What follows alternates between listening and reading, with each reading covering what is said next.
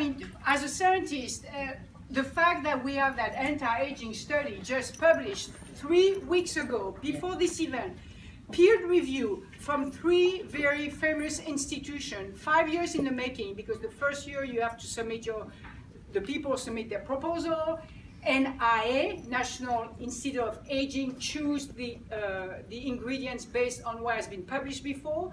3 years feeding the little gusguses, a year to analyze the data and everything and publish. I mean, this is incredible. No other company can claim what we have.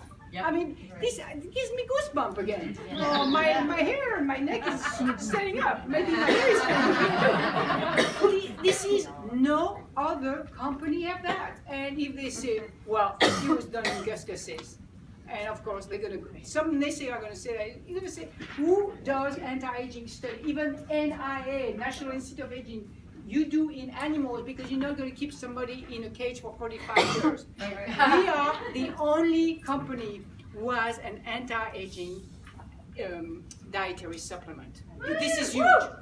To me, with that, you cannot not convince the least convincing people. I mean, the least convinced people. Oh, all the supplements say they're anti-aging, but how many of them actually extended lifespan, right? And from independent, peer-reviewed journal. I mean, the reviewers looked at it. I mean, this is huge. I mean, this is absolutely. We have so okay. So the other thing is, it's only in male. So they say, why it's going to be only in male? Well, you think I'll have to admit, I do not know Dr. McCall because I came 3.5 years ago after he was gone. But I did call him when the paper came out. I said, Dr. McCall, my name is blah, blah, blah. Help me understand why no in female. And he said, I don't have a good answer for you. It's not unusual because women, we are more sensitive and we are more delicate. The effect is more subtle. And therefore, there may not have been enough animals to detect a statistical significance. But he said that's not unusual. But I don't have a good explanation. Male, human or mice do die earlier of disease, of aging problems. So it really worked in male. That doesn't mean it doesn't do anything for female because there was still a 3%. If we had more animals, that would have been also probably statistically significant. So, but I don't have a good reason, and Dr. McCall didn't even have a good reason. So, but don't think he's coming back on board. I just call him scientist to scientist. I love it. Now we have maybe just a few minutes, a couple minutes. Rapid fire, any great questions, like really awesome questions? I would like to know if it's beneficial to take more than the prescribed dose of NRF2. And where I'm coming from is I saw on Anti-Cancer Institute that the cancer patients are taking 6 to 8 Protandim a day.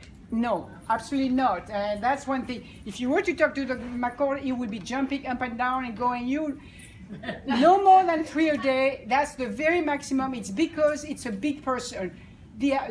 Most of us, we need only 1. If you are going through a very stressful time, maybe a second one, 12 hours opposite to the first one. That's all. Because it's a diminishing return. More you take, it doesn't make any difference. It will not activate the pathway. In fact, I was in the UK the other day, and there is a technical paper that I wrote for the UK comparing Protandim US versus Protandim UK Japan, where I talk about that, the diminishing return if you put more and more in the body. So no more than 3 for a big guy, 2 for when you are stressed, but 1 is enough. Thank you. Okay.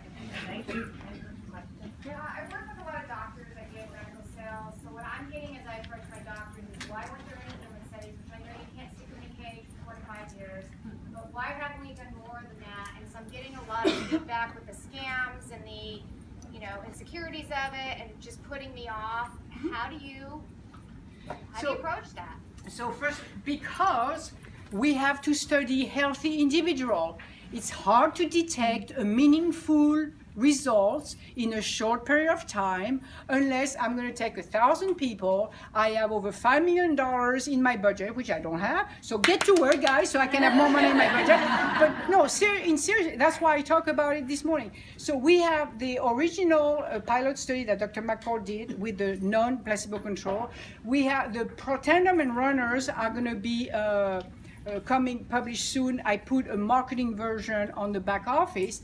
It is deep. I am trying to find what outcome I can measure that is going to be detectable within 30 days or 60 days that is going to be meaningful. Because if it's to change 1% of something totally obscure, you have to find the right marker. So basically, I have to put people in a certain amount of stress in order to be. And I'm thinking about it, and I have been designing some study. I'm working with different group. A good stress, for example. I live in Salt Lake City, Utah, which the winters are horrible. The inversion, the pollution is horrible. If I could time my study in those 2 months when the inversion, the pollution is so horrible, maybe I will have my healthy human having enough stress from the environment and I'm able to detect something. So I am trying to figure out the best study in order to be able to do that. Fifi, you said it great to me, because if we do a human study on a diseased individual and we get an effect, which it would, right? Yes. We are now a drug. And there's no more opportunity. And we are legal. So that's why today I explained why we cannot commission study on diseased people or the outcome of improving a disease. That makes us a drug. So tell your doctors, that's why there are so many animal studies and in vitro studies, because that we can do disease in animals, that we are legal. This is legal. FDA will let dietary supplement company do studies on animal even if they are diseased. But on humans, we'll break the law. We'll be shut. I mean, we'll be closed so fast. Yeah. And we are not doing that, not under my watch and not under my legal team. But I'm working hard to figure out what is the right study, what I could do to get going. But the humans, so the Protandim runner are going to be coming soon. Thank you. Hi, Dr. Fifi. My name is Mike Rogers. I was wondering if you could explain the importance of a peer-reviewed study, please. Like what exactly it means when someone publishes a peer-reviewed You study. didn't listen to me today. I did. I was kind of far away though. Thank you. You're awesome. Okay. I am a peer reviewer for a cosmetic journal. That means I get a manuscript of a study done. There is no name of product. There is not the name of, it's blinded to which institute did it. It's blinded to who the researchers are. So I am just looking at the manuscript and I'm reviewing the manuscript for its scientific value, having no idea who is behind it. That's what a peer review study means. That takes all the bias, because if I see it's from a famous university, that would influence me to maybe accept the manuscript or give a little more favorable review of the manuscript. If I don't know where it's coming, I'm just looking at the scientific value of the manuscript. I look at what is it that they wanted to measure, how they measured it, did their statistical method match what they did, and what are the results, and are their conclusions in agreement with the results. As a peer reviewer, that's what I do. So that is the meaning of a peer review study. You are looking at the manuscript of a study without knowing where it's coming from, which institution, and what the product. The product is usually blinded. It's a product X.